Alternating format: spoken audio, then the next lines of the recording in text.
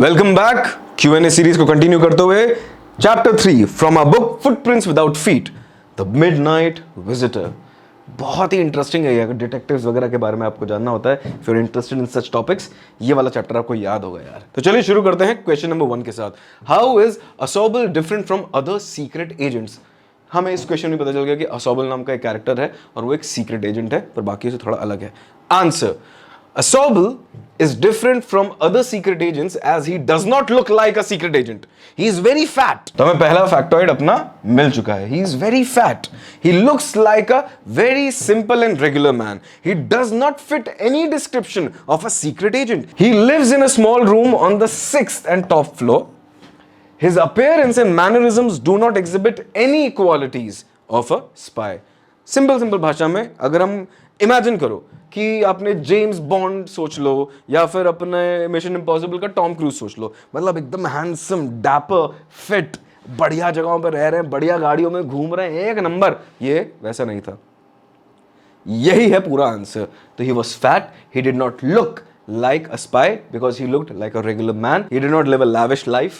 वो 6th floor top floor पे एक रहा करता था एक छोटे से होटल के, और उसका अपीयरेंस और मैनरिज्म्स जो थे वो बिल्कुल भी स्पाई की तरह नहीं थे। ये बहुत ही सिंपल सा आंसर है, बस इसमें कुछ ज्यादा वर्ड्स और डिटेल्स लगा के अपन इसको थोड़ा लंबा कर दिया है। ठीक है। Question number 2, who is Fowler and what is his first authentic thrill of the day? तो फाउलर कौन है और पहली बार उसको क्या एक्सपीरियंस मिलता है जो कि बोलता finally this makes my day. Now, Fowler is a young romantic writer. He comes to meet Ausable, who is a secret agent, to see how Ausable tackles exciting situations. He wants to write a book on detectives. But he gets disappointed because Ausable does not seem to have any quality of a secret agent. His first authentic thrill of the day is when he sees a man standing before them holding a small automatic pistol in his hand.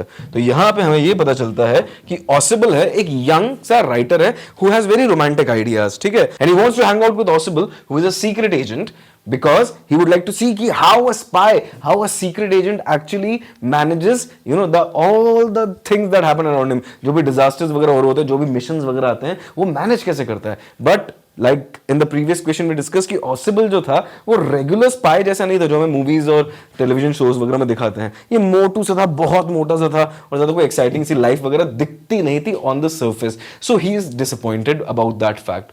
Why? Because उसकी सारी जो expectations है हमारे Fowler की वो एकदम ठप हो जाती है, क्योंकि ये मोटू क्या करेगा सोच के बैठ जाता है वो एक कोने में।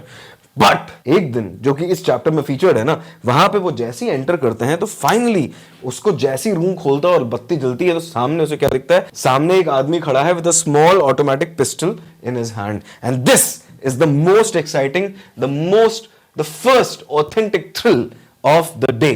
तो what is the thrill of the day? As soon as they enter Ausable's room, they see a small man standing in front of them with a small automatic pistol in his hand. तो ये उसका thrill होता है और Fowler जो होता है वो एक यंग रोमांटिक सा राइटर होता है। तो क्वेश्चन के 2 पार्ट्स थे, उन दोनों पार्ट्स को अपन ने इसमें आंसर किया है और इसमें हमने बता दिया कि फाउलर कौन था। एक यंग रोमांटिक राइटर, मतलब वो रोमांस के बारे में नहीं लिखता था, he was romantic by nature, ये हमें याद रखना है। ठीक है। और उसके डिसअपॉइंटमेंट के बारे में बीच में बात करिए, बट फाइनली बोला ओह ऑल वाज फॉरगिवन जब उसने सामने एक आदमी को बंदूक के साथ देखा। वाह, what a wonderful way to live life. तो इस चैप्टर की Q&A को हम लोग यहीं पे अभी यहाँ पे समाप्त करते हैं।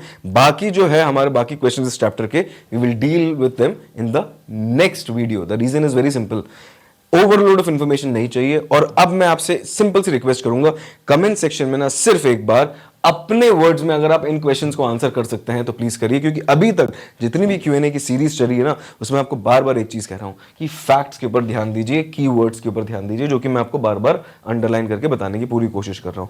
तो अगर हो सके तो एक बार प्लीज अपने वर्ड्स में इन्हीं फैक्ट्स को यूज करते हुए अपने शब्दों में आंसर को फ्रेम करिए। अगर कोई भी कंफ्यूजन है कि मेरा आंसर की क्वालिटी वगैरह कैसी है, तो what you can do is you can copy that answer and paste it in the comment section below. मैं वहां पे पर्सनली आके बिल्कुल बताऊंगा कि यार ये चीज ठीक हो सकती है और ये चीज यहाँ पे हमको बदलनी चाहिए। तो अब आंसर राइटिंग को प्रैक्टिस करने के लिए मैं आपसे अपेक्षा करता हूं कि प्लीज कमेंट सेक्शन में थोड़ा एक्टिव हो जाता है। Thank you so much for being with me. इसी चैप्टर के बाकी क्वेश्चन से डील करेंगे हम नेक्स्ट वाले वीडियो में, so stay tuned, see you there.